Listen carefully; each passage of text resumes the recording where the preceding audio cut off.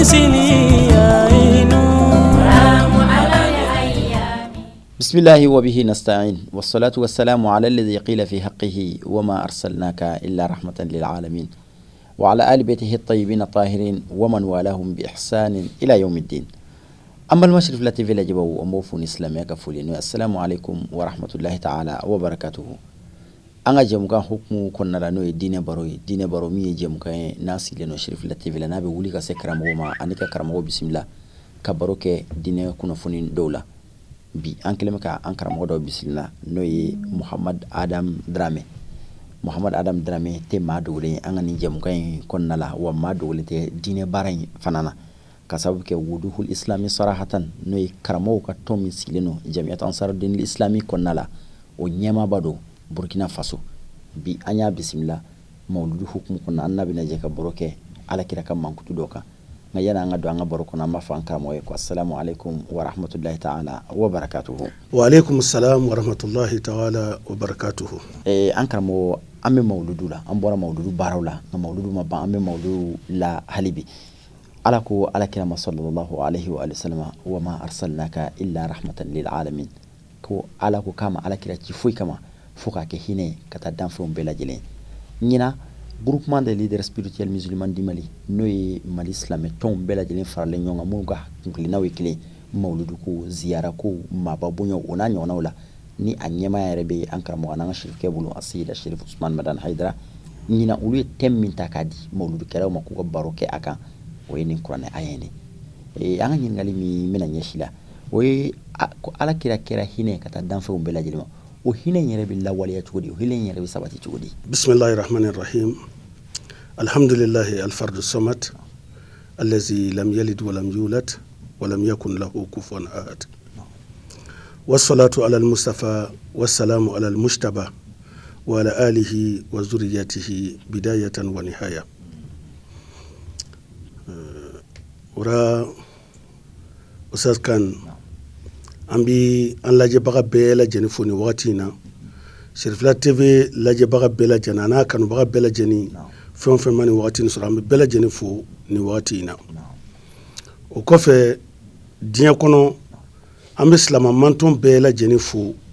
k'u bere k'u tare ni kiraba Muhamadu ka bangeli ni o dɔgɔkun ye nuhannil ummatal islamiyya fi jami anha'il alam. O kɔfɛ an bɛ an karamɔgɔ a Seyid Sherif Usman Madan Haidara kira mɔdenkɛ an b'a bere k'a fo k'a sankura fo n'a mɔkɛ ka bangeli san yɛlɛma ni o dɔgɔkun ɲɛnamayali ka tila k'a ɲini Ala fɛ Ala ka sini kɛnɛ di an n'a ma, Ala k'a n'a laban ɲɛ, a ka denbaya Ala ka barika don a la, Ala ka sini kɛnɛ di an n'a ma, Ala ka don ani juguman bɛɛ lajɛlen cɛ, Ala ka n'a labila. O kɔfɛ an karamɔgɔ an b'a fo k'a barikada ale min ye nin wagati in labila an ye sabu an ka se ka sigi télévision ɲɛfɛ k'a fɔ ko an bɛ kuma o sababu bɔra ale la. Diinɛ laseli fɛn o fɛn bɛ kɛ Sherifla TV ra ka adamadenw kunnafoni o bɛɛ lajɛlen sababu ye ale ye. O la an bɛ dugawu k'a ye o sababu ɲuman in Ala ka a mɛn sira ka kɛnɛya d'a ma ka hɛrɛ caman kɛ an n'a ye. Ala k'o kɛ a yɛrɛ ka Alaya bonya kama kira n'a somɔgɔw bonya kama. Abu Zahra i ye min fɔ sisan Ala ka kumakan na k'a fɔ ko Alahu Taala ko wa ma arsalnaka illa rahmatan lil alamin. Alahu Taala ko Muhamadu Mustafa ka hakɛ ra a ko Muhamad ne Ala m'i ci foyi kama fɔ diɲɛ bɛɛ lajɛlen ka hinɛ sɔrɔ. O kuranɛ aya in tiɲɛ wulibali don Ala ka kuma tɛ falen nka Ala ye hinɛ min fɔ ko diɲɛ bɛɛ lajɛlen bɛ o sɔrɔ ni kira Muhamadu ka cili ye o hinɛ in tɛ se ka sabati abada, hinɛ in tɛ se ka sɔrɔ abada fɔ fɔlɔ an ka se k'a dɔn cɛ min yɛrɛ cira ni hinɛ ye, cɛ min yɛrɛ cikun kɛra hinɛ ye, cɛ nin yɛrɛ ye jɔnni ye. Fo an ka se ka cɛ in yɛrɛ dɔn kira Muhamadu yɛrɛ ye jɔnni ye, mɔgɔ sugu jumɛn tun don. Bon n'an y'o dɔn an ka se ka baara kɛ ni a cikun ye, a cira kun min kama an ka baara kɛ n'o ye. Donc n'an y'a yɛrɛ dɔn ka baara kɛ ni a cikun ye ni Ala sɔnna a ma, Ala ye hinɛ min fɔ ko kira cira o kama diɲɛ b'a sɔrɔ. sabu n'an y'a lajɛ kira Muhamadu Mustafa bangeni o kɛra yelenba de ye Ala ka dugumakolo ma. Muhamadu Mustafa bangeni o kɛra sababu ye ka dibikurubaw kari ka bɔ yen. Tɔɲɔli minnu tun bɛ sen na, janfanw ni jogojuguya minnu tun bɛ sen na, kira bangeli o de nana ka na olu bɛɛ lajɛlen bɔ yen a n'a cilen k'a kɛ kira ye. Donc hinɛ commencera ka sabati kabini o yɔrɔ la. Mun b'a dafa sisan an ka se k'a dɔn et puis an ka baara kɛ n'a ye. O de la Hinduw ka cɛba dɔ tun bɛ yen min tɛmɛna, Mahatma Gandhi. Mahatma Gandhi tumana min na ale a ka kalan tun ka ca kosɛbɛ. A bɛ kalan kɛ, a bɛ mɔgɔbaw ka histoire kalan, mɔgɔbaw ka biographie a b'a kalan. Don dɔ la u nana ye a bɛ ka kira Muhamadu kalan tuma caman. Dɔ y'a ɲininka mun y'i bila nin kalan la. A ko sabu ale y'a jateminɛ diɲɛ kɔnɔ mɔgɔ miliyariw de dusukun ye nin cɛ in kanu n'o ye Muhamadu Mustafa ye. Mɔgɔ miliyariw de dusukun y'a kanu, mɔgɔ miliyariw de b'a tɔgɔ fɔ diɲɛ kɔnɔ, mɔgɔ miliyari de bɛ seli n'a tɔgɔ ye. O tuma na n y'a kanu, mɔgɔ miliyari ye cɛ min kanu ni bɛɛ b'a nɔfɛ, n y'a kanu ka se k'a dɔn mɔgɔ sugu jumɛn yɛrɛ don, a mago bɛ mun na, a tun bɛ mun fɛ. Alors donc fo anw yɛrɛ ka se ka kira in dɔn fɔlɔ. O de la Hinduw ka mɔgɔ wɛrɛ bɛ yen u b'a wele ko Ramakrishna. Ramakrishna ko a ka kuma kɔnɔ, a ko ale bɛ min dɔn, a ko a wajibiyalen don silamɛmantow ma n'u b'u ka diinɛ fɛ tiɲɛ na ni nabi ɲuman in u kan ka nisɔndiya n'a ye, u kan ka minɛ n'u tigɛ fila ye. Ko parce que ale ma foyi dɔn ni nabi ɲuman in na fɔ fɔlɔ Muhamadu nabi ɲuman don. O kɔfɛ Muhamadu don mɔgɔ min nana ka na se ka na filankafoya jɔsi ka bɔ dugumakolo kan. A ko o kɔfɛ Muhamadu rajulun siyasi, rajulu siyasa. A ko Muhamadu kɛra mɔgɔ ye n'a fɔra ko politicien u bɛ politique dɔn Muhamadu b'a dɔn ka tɛmɛ o bɛɛ kan. Ale le sera ka na dawula ka se ka na jamana yɛrɛ organiser, ka se ka ministre dɔ bila kɛlɛ kunna, ministre dɔ kɛnɛya kunna, ministre dɔ nafoloko kunna, ministre dɔ jiko kunna. Vraiment ka yatimɛdenw dɛmɛ u n'a ɲɔgɔnnaw. A ko donc Muhamadu mɔgɔ don min bɛ organisation yɛrɛ ɲɛdɔn. A ko dama tɛ mɔgɔ don min a bɛ kuma lɔn, n'a kuman'i fɛ a bɛ se k'i la convaincre. A ko dama tɛ Muhamadu ye mɔgɔ ye mɔgɔ min a ka yɛlɛma yɛlɛmaw n'a ka lamagalamaw n'a ka kuma bɛɛ a kumana adamadenw ka ɲɛnamaya fɛn bɛɛ kan, an ka ɲɔgɔn baara ɲɔgɔnyaw, an ka jagow, an ka furukɔnɔnaw, a kumana fɛn bɛɛ lajɛlen kan. A ko dama tɛ yatimɛdenw, jɔnw ka hakɛw, musow yɛrɛ ka hakɛw, a ye dɔ fɔ nin bɛɛ lajɛlen na, a ye nin bɛɛ lajɛlen ɲɛ jira an na. A ko o tuma na mɔgɔ min ka rôle kɛra nin ye diɲɛ kɔnɔ, a ko a ka kan société man ka ɲinɛ o tigilamɔgɔ kɔ. Société man ka ɲinɛ o kɔ parce que o tigilamɔgɔ nana société dilanli kama. O la n'an y'a lajɛ an bɛna ye k'a fɔ ko kira Muhamadu bangeni o de kɛra sababu ye ka silamɛya yɛrɛ bangera kira bange don, laadiliya bangera kira bange don, ɲɔgɔn kanu bangera kira bange don. Farafarali ka bɔ diɲɛ kɔnɔ k'a fɔ nin ye chrétien, nin ye silamɛ ye, nin ye arabu ye, nin ye farafin ye, k'o bɛɛ kɛlɛ ka bɔ diɲɛ kɔnɔ, o bangera kira bange don. Kira de nana ka na diɲɛ bɛɛ lajɛlen kɛ kelen ye. Donc kira nakun a kɛra hinɛ ye Ala ka dugumakolo ma. Ka taa se hali dabaw u bɛɛ lajɛlen bɛ dɔ sɔrɔ nin hinɛ in na. O de la kira bangeli an b'a fɔ silamɛya bangera, danbe bangera et puis danbe ye dugumakolo bɛɛ lajɛlen minɛ. O de la n'i y'a jateminɛ i bɛ taa sɔrɔ kira bangeni a ma wagatini jan bɔ fiyewu, walima kira kɛ ni kira ye a ma waati jan bɔ fiyewu. Alahu Taala ka drapeau kɔrɔtara ka diɲɛ bɛɛ minɛ. Silamɛya ye diɲɛ bɛɛ minɛ k'a daminɛ arabu jamana na Jazira Arabiya ra ka na se Iran jamana Faris jamana ninnu ma fo ka na se Afrique Nord la silamɛya ye nin bɛɛ lajɛlen minɛ. Mais Abu Zahra silamɛya ye nin yɔrɔ ninnu bɛɛ lajɛlen minɛ, mɔgɔw donna silamɛya ra ni mun ye? Dakhala nasu fi dini al-insani taw'an. Mɔgɔw donna ni silamɛya ra a ka di u ni ye, a ka di u ni ye parce que u ye hinɛ min sɔrɔ a la. Cɛ min yɛrɛ cira ni diinɛ ye u ye hinɛ min sɔrɔ cɛ in na, u ye makari min sɔrɔ cɛ in na, u ye adamadenya min sɔrɔ cɛ in na mɔgɔw donna diinɛ in na k'a sɔrɔ a ka di u ni ye mɔgɔ m'u jagoya o de la ala ka kuma drapeau kɔrɔtara nin yɔrɔ in na tumana min na Alahu Taala ko la ikraha fi dini kad tabayyana rushdu min al-ghayy Alahu Taala ko jagoya ti ala ka diinɛ na fiyewu tiɲɛ ni fili o donna ka bɔ ɲɔgɔn na kanda ni fili o sira donna ka bɔ ɲɔgɔn na donc jagoya taara n'i ye mɔgɔ jagoya k'a bila fɛn na n'i kɔ donna n'a m'a kɛ o y'a tiɲɛni o dɔnnikɛlaw ko ten o de la n'i ye anw ɲininka tuma bɛɛ kira Muhamadu anw b'a ye ɲɛmɔgɔ min lo kira min lo hinɛ kira lo komi ala y'a fɔ cogo min na sabu a tun bɛ yafa mɔgɔ minnu ye ko kara ka kɔrɔ a yafara u ma mɔgɔ sabalilen tun don ni kira in y'a ka ɲɛnamaya bɛɛ lajɛlen kɛ a ka alimamiya kira don kelen kira ma den ɲɛni dɔ kasikan mɛn a ka misiri kɔnɔ k'a to seli la fo ka taa sɔrɔ a bɛ seli kuntagala surunya kira ka ɲɛnamaya bɛɛ o tun ye kira ka laada ye n'a tun tora seli la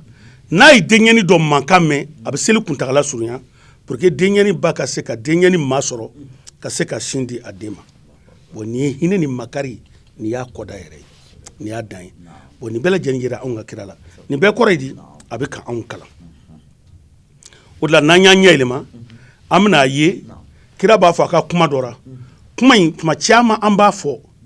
mais n'an ko an b'a sigasɛgɛ k'a woloma ka bɔ a minɛn kɔnɔ a kuma in ka girin kira b'a fɔ ko la yu'minu ahadukum hatta akuna ahabba ilayhi min waladihi wa walidihi wa nasi ajma'in a ko aw dɔ la kelen tɛ se ka kɛ silamɛ ye fiyewu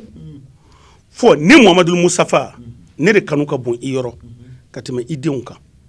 ka tɛmɛ i bangebagaw kan ka tɛmɛ diɲɛ bɛɛ kan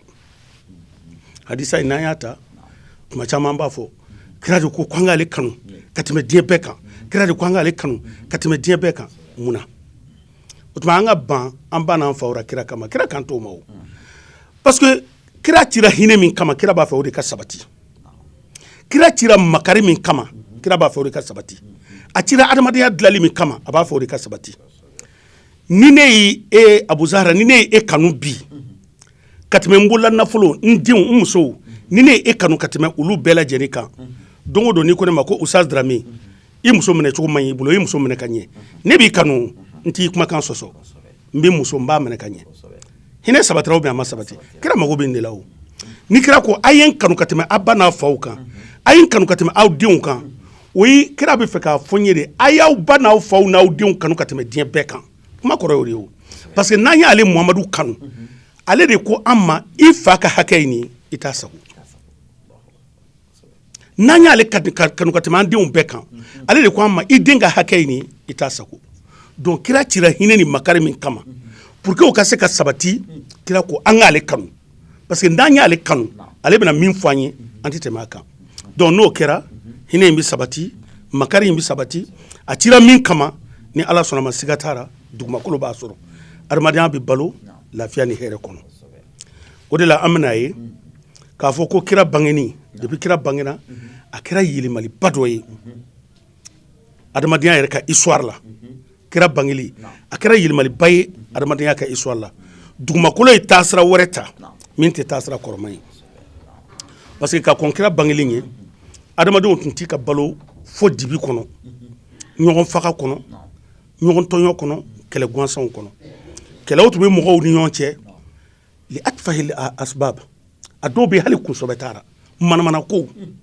ka taa bin duguw kan ka dugu ci ka dugu musow ta ka dugu nafolow cɛ adamadenw tun bɛ nin dibifin ninnu kɔnɔ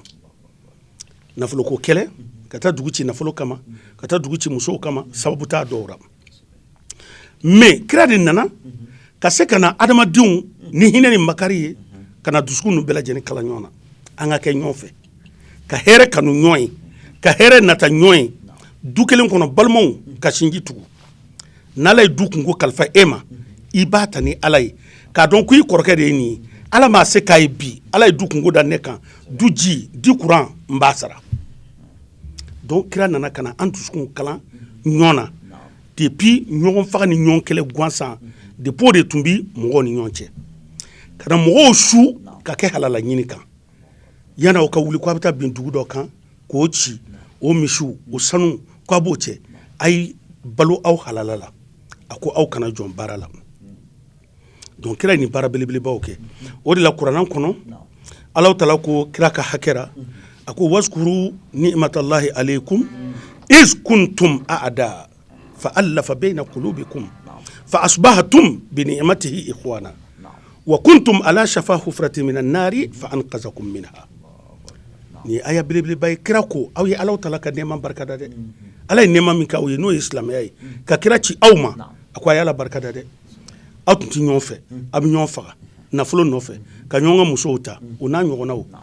Khazraj ni aw su ye san joli kɛ ɲɔgɔn faga ni ɲɔgɔn halakira fo ka taa se u bɛ taa jɔ kaburutura k'u ka su cɛbaw k'u kaburuw jati jati ka waso ɲɔgɔn na alhakumu takasur donc Allahu taala ko kira Muhamadu de nana ka na dusukunw kala ɲɔgɔn na fa asbahatum bi ni'matihi ikhwana ala ni kira sababu anw bɛɛ kɛra balima ye Abu Zahra Cheikh Dramé bɔnen filɛ Burkina bi ka na Mali la ne ye kɛra balima ye a kɛra komi anw wolola ɲɔgɔn fɛ du kelen kɔnɔ an na cameraman an ka IV sigilen filɛ an bɛɛ kɛra balima ye ni la ne bɛ nin fɔ tuma bɛɛ émission lamɛnbagaw ka yafa n ma ka kuma don kuma kɔrɔ ne bɛ nin fɔ tuma bɛɛ an karamɔgɔ Hayidara vraiment an bɛ dugawu k'a ye parce que kira mɔden ala bɛ fɛn caman de kɛ kira ye n'i tilala ka na karamɔgɔ lajɛ i b'a sɔrɔ o bɛɛ lajɛlen suma b'ale la a lajɛ Hayidara ye diɲɛ kala ɲɔgɔn na cogo min na wa kuntum ala shafa hufratin minan nari fa anqazakum minha adamadenya tun sera halaki min ma sɔɔni y'a jɛ an bɛ jigin jahanama dingɛ kɔnɔ mɔgɔw sen taara da fɔ jahanama dingɛ dara kunnaŋolonbila tulujugumu baneni faneni ɲɔgɔn ka hakɛ tiɲɛ ala ye Hayidara di an ma nin wagati in na fa anqazakum minha k'an sama ka bɔ nin dingɛ kolonba ninnu kɔnɔ donc ala ye nin fɔ kira yɛrɛ ka hakɛ ra kuranɛ kɔnɔ donc o hinɛ belebeleba in a n'o makari belebeleba in o sɔrɔla kira Muhamadu cili la wa ma arsalnaka illa rahmatan lil alamin o de la n'i y'a lajɛ Najashiyu Éthiopie masakɛ tumana min na ni silamɛw tɔɔrɔla Maka kira y'u yamaruya k'u ka hijira kɛ ka taa Éthiopie ko masakɛ dɔ bɛ yen mɔgɔ tɛ tɔɲɔ ale fɛ yen n'aw taara a bɛ n'aw dɛmɛ a tɛ sɔn tɔɲɔli ma u taara tumana min na Makankaw nana dɔn k'u ka denmisɛnninw taara Éthiopie Makankaw ye mɔgɔ bila ka taa u nɔfɛ ko Éthiopie masakɛ i y'an teri kɔrɔ ye denmisɛnnin minnu nana u y'an janfa u ye nin kojugu kɛ u ye nin kojugu kɛ u ye faw ka diinɛw dɔgɔya u nana ni diinɛ kura ye u labila an ye an ka segin n'u ye faso la an ka t'u ladabu Éthiopie masakɛ ko mɔgɔ tɛ se ka mɔgɔ labila ten a ye silamɛ ninnu wele ka na Muhamadu ka denmisɛnninw kan jumɛn b'aw da a y'aw nakun fɔ a don mɔgɔ min bɛ délégation ɲɛfɛ Jafar bin Abi Talib Jafar bɔra ka kuma Jafar ka kuma n'i y'a lajɛ silamɛya ka ladabu i b'a bɛɛ lajɛlen sɔrɔ a kɔnɔ n'an ye nin ta kira cira min kama a bɛ sabati Jafar ko cogo di a ko masakɛ kunna kawman ahla jahiliyatin a ko masakɛ anw tun tɛ foyi ye jahiliw kɔ kunfin hali an t'an kini bolo dɔn ka bɔ an numan bolo la an tun bɛ jahiliya de kɔnɔ an bɛ boliw sɔn an bɛ bagansuw de dun an bɛ jinɛya kɛ ɲɛjugu ni ɲɛɲuman an bɛ sinji tigɛ balima mago tɛ balima na an bɛ sigiɲɔgɔnya hakɛ bɛɛ tiɲɛ min bɛ se min na i bɛ balo o ra masakɛ ko anw tun bɛ nin cogo in de la ten mɔgɔ si mago tɛ mɔgɔ si ka hɛrɛ la i fa bɛ sa i fa muso bɛɛ dagalen don i ye fo n'a kɛra i woloba ye a ko anw tun bɛ nin de kɔnɔ fo ala nana kira dɔ ci an ma ala nana kamalen dɔ ci an ma min bɔra an yɛrɛ la an b'a dɔn an b'a jogo dɔn an b'a ka tiɲɛtigiya dɔn an b'a ka fɛn bɛɛ kalama an b'a bɔkolo bɛɛ dɔn a y'an wele ka na ala ma ala kelen a ma dan o ma a ye a ɲini an fɛ an ka tiɲɛ fɔ an da kɔnɔ an kana nkalon tigɛ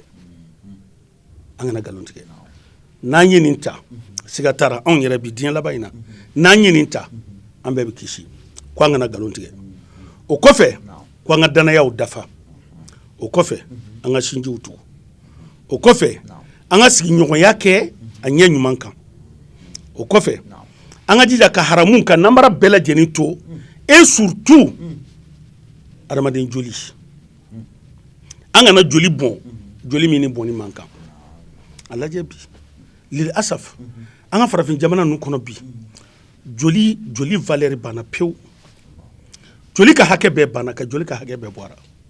mɔgɔw de joli bi bɔn u ka nafolow nɔfɛ u ka bolomafɛnw nɔfɛ lil asaf mais ko mamadu ye weleli kɛ ka na nin ma ko ka joliw bɔnni dabila mamadu y'an wele ko ka batara ko bɛɛ lajɛlen k'a bɛɛ ye k'a to yen hali kuma lankolonw fɔli fo ka taa se hali yatimɛdenw ka hakɛ mamadu y'an wele ko an k'an janto nin bɛɛ lajɛlen na mamadu y'an wele hali ka walimuso tɛmɛtɔ ye ka nkalon dɔ tigɛ k'a da la i ma min seereya parce que o de ka ca an fɛ yan a sigilen b'aw ka barokɛyɔrɔ la muso dɔ tɛmɛtɔ k'i dɔrɔn taara nin ye jɔnni muso ye de ten dɔn karisa muso nin ɲini nin ye wa nin bɛ cɛw bolo diɲɛ don o don cɛw tilala n'a mɛnna cɛw tilala n'a mɛnna e y'o seere e y'o seereya mini a bɔn nin ye kojugubaw ye donc ko mamadu ye an fara ka bɔ nin bɛɛ lajɛlen ma mamadu ye anw yamaruya ko an ka ala bato a kelen pewu mamadu y'a ɲini an fɛ ko an ka sali an ka sun an ka jaga bɔ an ka ala ka so heji ni o se kɛra mɔgɔ min wa ko anw dara a la koyi anw dara muhamadu la an y'a tiɲɛtigiya wa baya'nahu ala zalika wa anw ye baya kɛ muhamadu ye nin kan dɛ anw ye baya kɛ muhamadu ye nin kan wa anw tugura ala kɔ an b'ala bato an tɛ fila fara kan ala ko an ka dan yɔrɔ min na an bɛ dan yen ala ko an ka min to yen an t'o kɛ fiyewu ala ko an ka min kɛ anw b'o de kɛ an seko damayira bɛɛ lajɛlen na donc nin ye Jafar ibn Abi Talib ka kuma ye donc n'i ye nin kuma ninnu lajɛ silamɛya hinɛ a makari n'an ye nin fɛn ninnu ta a bɛ sabati kira nakun ye min a bɛ sabati nkalontigɛ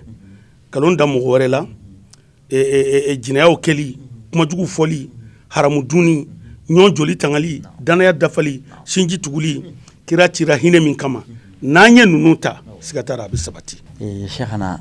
an ka baro nin ye waati nacogoyaw ye waati la ko de don waati nacogoya kama dakunya laban jumɛn b'i bolo ani ka dugawu kɛ Sirifila TV filɛbagaw bɛɛ lajɛlen ani anw yɛrɛ an'a baarakɛlaw yɛrɛ. Abu Zahra n'i ko kuma laban jumɛn b'an bolo kuma laban min b'an bolo o de ye an ye fɛn o fɛn fɔ sisan kira cikun na ani anw yɛrɛ kan ka jogo minnu ta walasa kira cikun ka sabati n'i y'a lajɛ kira nani kira ye sabali min kɛ a ka ɲɛnamaya kɔnɔ kabini tɔɔrɔ minnu dara k'a ye sabali minnu kɛ sabari a yiriden commencera ka bɔ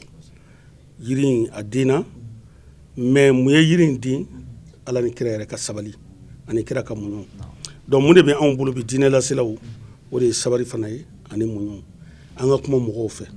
cogo bɛɛ lajɛlen a mana gɛlɛya cogo cogo an ka tila k'a ɲini silamɛw fɛ k'a ɲini jamanaden bɛɛ fɛ k'a fɔ wagati sera anw kan ka kunu sa an k'an tigɛ di ɲɔgɔn ma jamanaden bɛɛ n'a ma ɲɛ ko anw de bɛ kira ka mawuludu kɛ ko kira bangera ko an b'o nisɔndiya kɛ anw kan ka jija de kira ka bangeli o ka kɛ occasion ye an bolo occasion min b'an lasama k'an se ɲɔgɔn ma k'an tigɛ di ɲɔgɔn ma an ka baara kɛ an faso in bɛ bɔ nɔgɔra cogo di silamɛya bɛ bɔ nɔgɔra cogo di silamɛw yɛrɛ bɛ se ka bɔ degun na cogo di an bɛ se ka baara kɛ cogo di silamɛya ka sini avenir an faso ka sini avenir o bɛɛ lajɛlen ka sɔrɔ a kɔnɔ wagati sera silamɛw kira cira ni hinɛ de ani makari an ka jɛ o hinɛ ni makari o ka kɛ sababu ye bɛnbaliya farafarali silamɛya juguw bɛ min kɛrun an ni ɲɔgɔn cɛ k'an yɛrɛ dama bila ɲɔgɔn na anw kan ka jija kira cikun hinɛ ni makari o ka kɛ sababu ye ka nin bɛɛ lajɛlen gɛn ka bɔ yen ka silamɛya danbe segin a ma ka silamɛya ka hɔrɔnya segin a ma ka an bɛɛ lajɛlen tigɛ don ɲɔgɔn bolo an ka se ka balo hɛrɛ la ani lafiya la ani hɛrɛ bɛɛ lajɛlen kɔnɔ donc vraiment an ka kuma laban na Sirifila TV lajɛbagaw an bɛ bɛɛ lajɛlen fo k'a ɲini ala fɛ san caman bɛ ala fɛ ala k'a jira an na ni si ni kɛnɛya ye ala ka hamina kow nɔgɔya télévision yɛrɛ an b'a ɲini ala fɛ ala ka si d'a ma ala ka ɲɛtaga d'a ma ala ka barika don a la barika b'a la an b'a ɲini ala fɛ ala ka caman fara a barika kan Sirifila TV a nana min ɲɛ diɲɛ kɔnɔ ala dɔrɔn de b'a dɔn a baarakɛla bɛɛ lajɛlen an bɛ dugawu k'a bɛɛ ye k'a ta a directeur la fɔ a mɔgɔ laban ala ka hɛrɛ k'an n'u bɛɛ ye ala ka bɛɛ si yɛrɛ la karamɔgɔ yɛrɛ ala ka sini kɛnɛya d'a ma karamɔgɔ ka denbaya ala ka barika don a bɛɛ lajɛlen na ala k'o k'a ka alaya bonya kama allahumma ansurna wasturna wajjatina allahumma ya man biyadi mital faraj farij anna kulla hammin wa ghammin bi rahmatika ya arhamar rahimin ya allah ya huwa يا من هو إلا هو يا فرد يا صمد يا وتر يا رحمن يا رحيم يا ذا الجلال والإكرام صلى سبحان ربك رب العزة عما يصفون وسلام على المرسلين والحمد لله رب العالمين. diɲɛ bɛ gɛlɛya min kɔnɔ bi, diɲɛ bɛ ɲɔgɔn faamuya min kɔnɔ bi, kɛlɛ ni ɲɔgɔn fagaw ni ɲɔgɔn buruja min bɛ diɲɛ kɔnɔ bi, solution kelen min b'a la o ye ka sigi alakira ma de sallallahu alaihi wa sallam.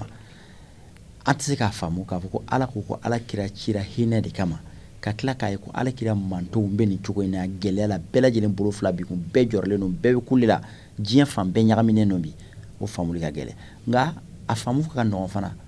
ka d'a kan hinɛ sira minnu fɔra, hinɛ bɛ sɔrɔ ni sira mun ye, maaw y'o siraw bila. Fɛnw bɛɛ bamananw ko ɲɔ bɛ ɲɔbugu nka takan b'a la. N'i y'a mɛn a kɛra hinɛ ye, a kɛra hinɛ taasira dɔ de f'an ka tugu o taasira ninnu de kɔ. F'an bɛɛ ka segin alakira ma de sallallahu alaihi wa sallam. Bɛɛ ka ɲɔgɔn ka hakɛ ɲini k'a dɔn. I kan ka min kɛ, i ka wajibi ye min, i k'o dɔn. I kan ka min kɛ maa wɛrɛ ye, i k'o fana dɔn. E k'i ka wajibiw kɛ, i ka hakɛ ye min, i kan ka min kɛ mɔgɔ wɛrɛ ye, i k'o fana kɛ. An bɛ an karamɔgɔ fo ka wale ɲuman dɔn. O hinɛ in hakili a sabatira Mali fan 14 dɔgɔkun kelen min kɛra mawuludu in na. An karamɔgɔ Seyid Sherif Usman Madani Haidara ani mawuludu kɛnɛ minnu sira Mali fan 14 bɛɛ lajɛlen na, hakili bɛɛ lajɛlen bɔra hinɛ in kalama. Min ye jagokɛla ye, min ye transporteur ye, min ye dɔwɛrɛ ye, min ye dɔwɛrɛ ye, bɛɛ lajɛlen ye fɛn sɔrɔ a waati la. Nin bɛɛ lajɛlen ye hinɛ de ye, nin bɛɛ lajɛlen alakira sababu de ye sallallahu alaihi wa sallam. An bɛ se k'an karamɔgɔ fo Muhamad Adam Dramé ka bɔ Burkina, i n'a fɔ an y'a fɔ kuma daminɛ la cogo min na, a ka nin waati kunkurunya k'a di an ma, waati koronnin kosɔn a y'a yɛrɛ to an bolo ka waati d'a ma walasa an n'an ka filɛbagaw bɛ se ka nafa sɔrɔ a la cogo min na. An bɛ dugawu kɛ an n'a ye dɔnni ala k'a jidi, ala ka n'a sabati. An bɛ Sherifu ka kanu min na, ala k'an to o kanu in kɔnɔna la, ala ka san caman jira an na, ala ka an mɛn nin baara in na, ala kana dɔwɛrɛ jira an na min tɛ alakira ko ye sallallahu alaihi wa sallam. Ka segin k'aw yɛrɛ fo k'aw wale ɲuman dɔn, aw minnu tun sigilen bɛ aw ka jabaraninw ɲɛma ka diinɛ baro layɛ, ni diinɛ baro tɛ tɛmɛ aw kan waati si la jamana in kɔnɔ ani jamana in kɔ kan. An bɛ Alahu taala deli ala ka sigida nataw jira an n'aw bɛɛ lajɛlen na. Wa akhiru da'wana anil hamdulillahi rabbil alamin.